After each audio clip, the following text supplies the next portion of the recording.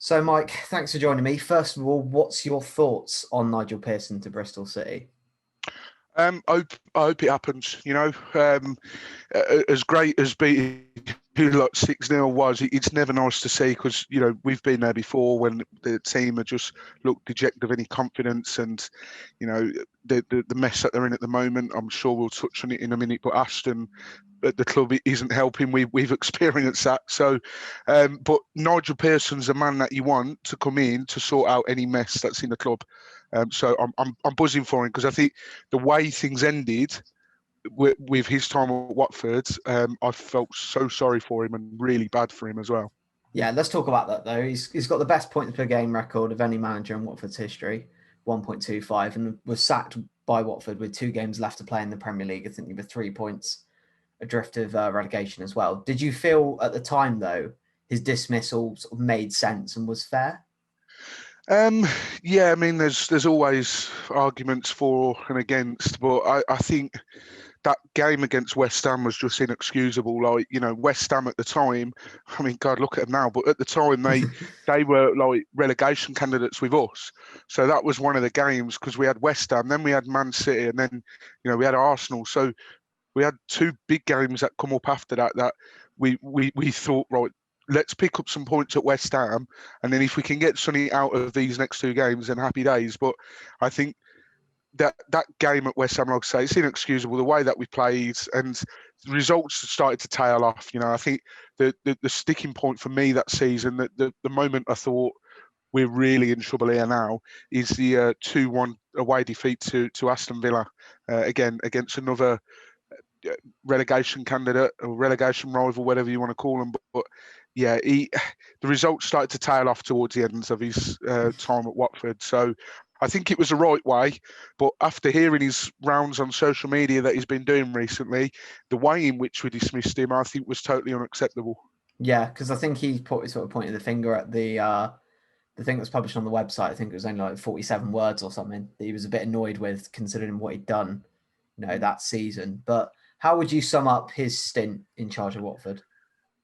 He was just what we needed, except we could have done with him a little bit earlier than when we got him. We were in absolute mess. He come in straight away, and I think one of the first things he did was call a meeting with every single member of staff because he come in pre-COVID, so he was able to do that. Whether he'll be able to do similar things at Bristol, I don't know, but he called a meeting with every member of staff, and he outlined what he wanted to do. He made sure everyone was singing off the same hymn sheet, and he just brought a feel-good factor to the club. You know what type of character Pearson is. We've seen it at his previous clubs. You do what he tells you to do, basically.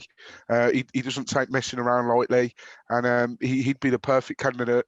For seeing how you guys are at the moment, and knowing how we were last season, he'd be the perfect candidate to come in and you know keep you in the league if that's what you guys are worried about, especially. But Yeah, personally, I can't see us going down. that's what I was going to actually get into next. Is do you Hmm. see him having enough of an impact to avoid a relegation battle? Yeah, I mean, first and foremost, I mean, that might be being a bit disrespectful here, but there's three worse teams than you boys in the league. I can tell you that now. But if you just focus on can Nigel Pearson do his job at Bristol City, absolutely 100% he can. He will get the best out of the players. He'll get them fighting for the badge. He'll get them a bit of passion installed in the team. We knew what type of I wasn't. I'm too young to remember his playing days, but from what I've heard, he was a real tough tackling centre back, and he was no nonsense player, and he's definitely brought those traits into his management side of things as well. Yeah, you kind of touched on it there. I think is motivation for these City players has seemed to be hard to come by. Probably for it sounds ridiculous when you talk about professional footballers, I know, but for the last maybe 18 months or so, I think it's been there's not been that heart or desire on the pitch, and I think that's one thing that any fan can pick out when they watch their team is whether or not that passion's there. But speaking of Pearson, do you feel that there is a signature style to expect with him, or will he be quite flexible?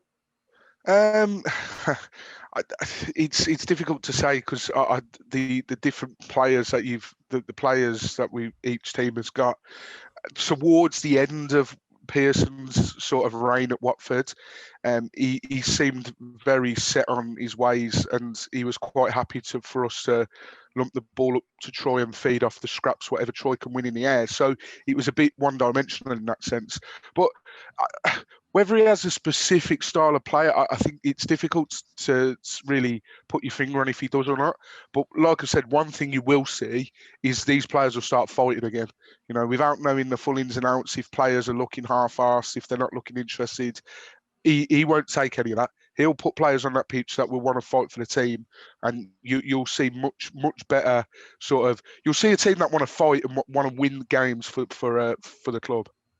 Yeah, because I mean, it's a discussion we've had on the podcast loads of times with Doss, who gets to go to each game, and he says you can tell at the end of games they don't look that arse that they've lost. You say they don't. There's no camaraderie, there's no togetherness at the moment, and do you think that's something Pearson could instill? 100%. You know, he did it with us. He come in. You know, we beat Liverpool under him. We beat Manchester United at home under him. I think he was manager when we drew with Tottenham at home as well. We should have won that really because Troy had a penalty saved. But and I think we beat Aston Villa under him at home as well. So we had some big results, and we wouldn't have basically when he come into Watford, we were something ridiculously behind the rest of the Premier League teams. You know, we shouldn't have even been talked about. Oh, can Watford stay up? Nobody should have been saying that at all.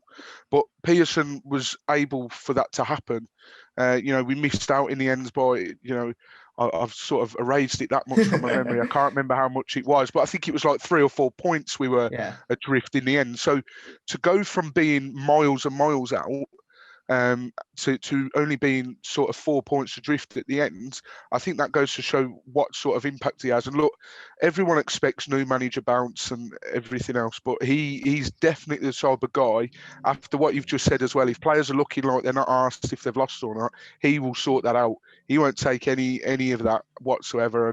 And you know, you've got Adrian Mariappa there. He's worked with Pearson at Watford as well, so I'm sure, you know, he might do an interview about it as well. And when they interview the players about the new gaffer coming in, I'm sure he'll be lined up to have a few words as well, because he'll know him better than anyone, I think, out of that Bristol City side. Yeah, it's rumoured the contract he'll be offered is only until the end of the summer, but then there might be discussions to extend that. Will he, do you think, demand a lot in the transfer market, or will it be focusing on working with what he's got? I think, well, at the moment he'll have to work with what he's got, but it all depends where you boys sort of finish this season. Listen, I know a lot has been mentioned. I heard yourself on the Second Tier podcast earlier this week, the weekend just gone, saying that, you know, the recruitment process first time round, I think you said, was it Chris Hughton didn't want to sort of join because of he was worried about Ashton interfering in that. Yeah. Listen, if he can work with the Potsos, then Nigel Pearson is not one to sort of, he will want to put his stamp on things. So if there's money available, then absolutely he will want to bring players in. I've no doubt about that. But I know that is a worry for Bristol City fans. And listen, everyone knows the Potsos are sort of trigger happy when it comes to, if managers aren't performing, that's it, you're out the door. And, you know, we've had some technical directors or sporting directors, whatever they're called nowadays, and he's had to work with them. And arguably he's had to work with the hardest one we've had over the last few years. So he's definitely the type of character that you want if you're worried about sort of an owner like that a director like that trying to put his sort of foot on things. Pearson won't allow that. He will say what he's thinking, and he will sort of sort things out from that side as well. Yeah, and just finally, Pearson's had a few controversial moments off the pitch, I think it's fair to say. Yeah. Could you see that holding him back, or do you think he's maybe left that behind him now?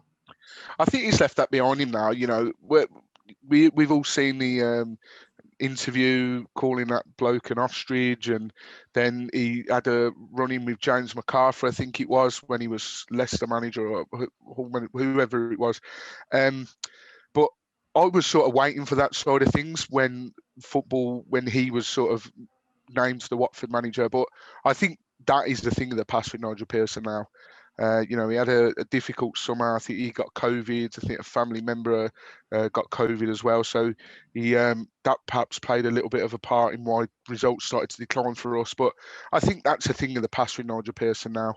But he'll speak his mind in interviews. So if you've not played well, he'll tell the media that he thinks that's the case.